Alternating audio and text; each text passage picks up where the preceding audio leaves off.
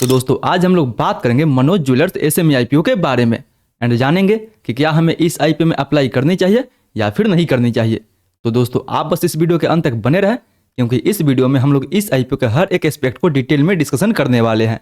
वो या इस कंपनी के बिजनेस के बारे में हो गया, फंडामेंटल के बारे में हो गया, या फिर इसके वैल्यूएशन के बारे में हो गया। सब कुछ आपको इन डिटेल इस वीडियो में देखने को मिलेगा। एंड हाँ दोस्तों, इस वीडियो के लास्ट में हम लोग बात करेंगे इस आईपीओ के लेटेस्ट जीएमपी के बारे में कि फिलहाल ग्रे मार्केट में अभी इसका डिमांड कितना चल रहा है, जिससे कि आपको अंदाजा हो सके कि अगर आप इस आईपीओ में अप्लाई करते हैं तो पर लॉट पे आपको कितना लिस्टिंग गेंस देखने को मिल सकता है।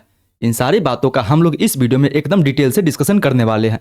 तो दोस्तों आप बस इस वीडियो के अंत तक बने रहें, ताकि आपको इस आईपीओ में अप्लाई करनी चाहिए या फिर नहीं करनी चाहिए उसका एक बेटर व्यू मिल सके।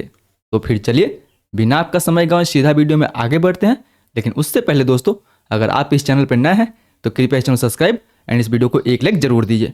तो चलिए अब सीधा आगे बढ़ते हैं और सबसे पहले दोस्तों बात कर लेते हैं इस कंपनी के बिजनेस के बारे में कि आखिर ये कंपनी काम क्या करती है, इस कंपनी का मेन रेवेन्यू सोर्स क्या है। तो दोस्तों अगर बात करें इस कंपनी के बारे में तो आपने इस कंपनी के नाम को ही देख के अंदाजा लगा लिया होगा कि आखिर ये कंपनी काम क्या करती है। बट फिर भी दोस्तों एज ए रिमाइंडर मैं आपको बता दूं कि ये जो कंपनी है वो ज्वेलरी मेकिंग का काम करती है। यानी ये देखा जाए तो ये कंपनी 22 कैरेट सोना से गोल्ड ज्वेलरी बनाने का काम करती है। मतलब दोस्तों ये कंपनी अपना प्रोडक्ट तो फिजिकल स्टोर्स में सेल्स करती ही है, उसके अलावा ये कंपनी अपना प्रोडक्ट को ऑनलाइन भी ज्वेलरी.com पे सेल करती है। एंड फिलहाल देखा है दोस्तों तो ये एक चेन्नई बेस्ड कंपनी है, जिसका मोस्टली प्रेजेंस आपको चेन्नई यानी तमिलनाडु साइड देखने को मिल जाएगा। मतलब दोस्तों देखा जाए तो ये कंपनी तरह तरह का गोल्ड ज्वेलरी बनाने का काम करती है एंड उसे ऑनलाइन एंड ऑफलाइन भी सेल करने का काम करती है। तो आई होप दोस्तों कि ये कंपनी काम क्या करती है वो आपको अब अच्छे से समझ में आया होगा। तो अगर कंपनी का काम आपको अच्छे से समझ में आया होगा तो कृपया इस वीडियो को एक लाइक जरूर दीजिए। तो चलिए अब हम लोग बात कर लेते हैं इस कंपनी के फंडामेंटल के बारे में एंड वैल्यूएशन के बारे में।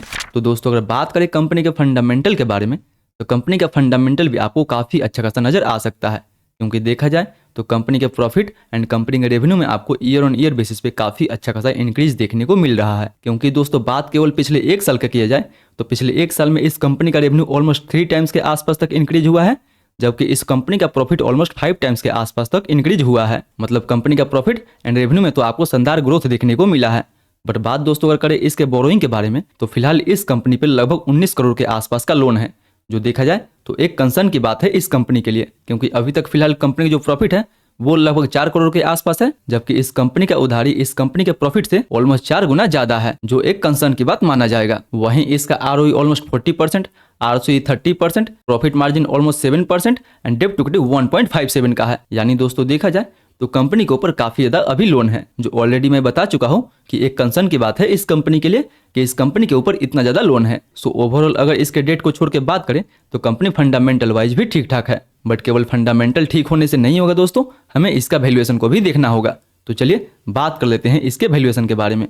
तो देखा जाए तो ये जो कंपनी है अपना आईपीओ लगभग 9.5 के पी पे लेके आ रही है। यानी फिलहाल इस कंपनी का जो पी रेशियो है वो ऑलमोस्ट 9.66 का है। इसलिए अगर हम इस कंपनी को इसके पीर ग्रुप के साथ कंपेयर करें एंड बात करें कि क्या ये आईपीओ हमें महंगी वैल्यूएशन पे मिल रही है या फिर सस्ती वैल्यूएशन पे मिल रही है, तो दोस्तों हम इसको कंपेयर करेंगे डीपी आभूषण, मोक्ष ऑर्नामेंट एंड शुभ लक्ष्मी के साथ। तो चलिए सबसे पहले हम लोग बात करते हैं इसके पी रेशियो के बारे में। तो जैसे कि मैंने दोस्तों आपको बताया कि इस कंपनी जो पी रेशियो है वो ऑलमोस्ट 10 का है, बट इसके सारे पीर का जो पी रेशियो है वो ऑलमोस्ट 10 के ऊपर है।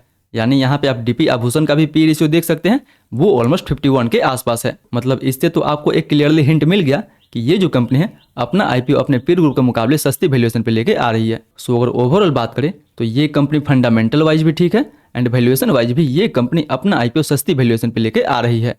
तो दोस्तों ये भी आईपीओ आपको 5 से 7 मई के बीच में ओपन होते हुए नजर आएगा, जिसका इशू प्राइस ऑलमोस्ट 54 रुपए पर शेयर रखा गया है। एंड बात करें दोस्तों इस आईपीओ टोटल इशू साइज के बारे में तो इस IPO total issue size almost 16 crore का होने वाला है, जो पूरा का पूरा फ्रेश इशू होगा। मतलब दोस्तों देखा जाए तो इस आईपीओ में आपको कोई भी ऑफर फॉर सेल देखने को नहीं मिलेगा, जो इस आईपीओ के लिए काफी अच्छी बात है। पूरा का पूरा आईपीओ का पैसा कंपनी के पास जाने वाला है, जिसको ये कंपनी अपने बिजनेस ग्रोथ के लिए यूज करेगी। वहीं 10 रुपए के फेस वैल्यू पे मिनिमम आप इसमें 1 लॉट अप्लाई कर सकते हैं।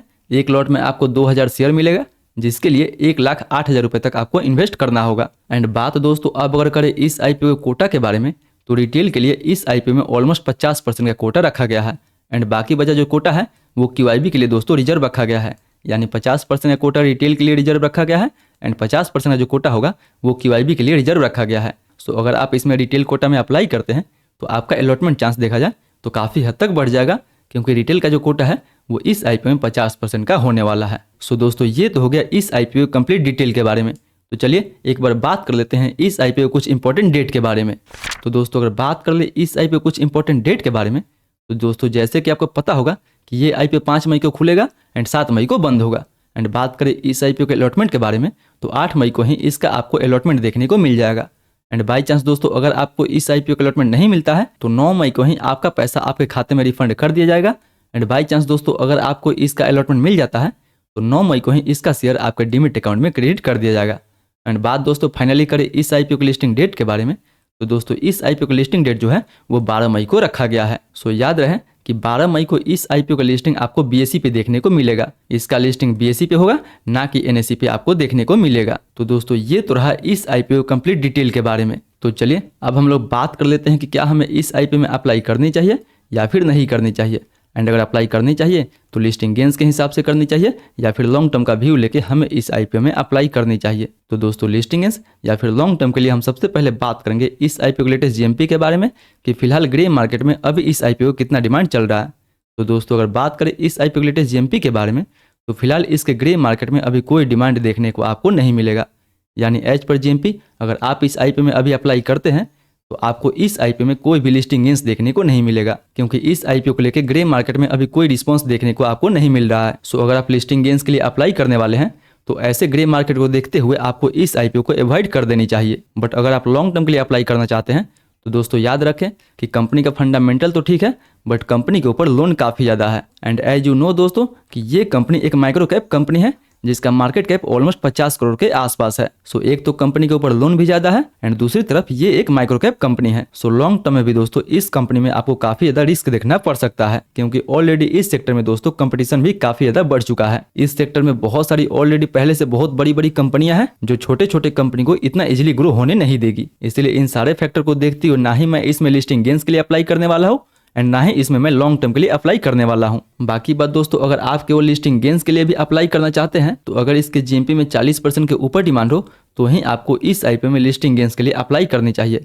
एंड हाँ दोस्तों अगर आपको सभी IPO के लेटेस्ट GMP की जानकारी चाहिए तो उसके लिए आप हमारे टेलीग्राम ग्रुप से जुड़ सकते हैं, जहां पे हर IPO का लेटेस्ट GMP की जानकारी आपको टाइमली देखने को मिल जाएगा। सो मेक श्योर कि IPO के लेटेस्ट GMP की जानकारी के लिए आप हमारे टेलीग्राम ग्रुप से जुड़ना ना भूलें, जिसका लिंक भी आपको नीचे डिस्क्रिप्शन में दिया गया है। सो याद रहे कि GMP में 40% के ऊपर डिमांड हो तो ही आपको इस IPO में लिस्टिंग गेंस के लिए अप्लाई करना है, अदरवाइज इस IPO को अभी फिलहाल आपको अवॉइड कर देनी है। बट जो भी दोस्तों आप अपना डिसीजन ले अपना रिस्क एंड अपना एनालिसिस लगाने के बाद ही ले, क्योंकि SME IPO में जितना रिस्क होता है उतना ही रिवार्ड होता है।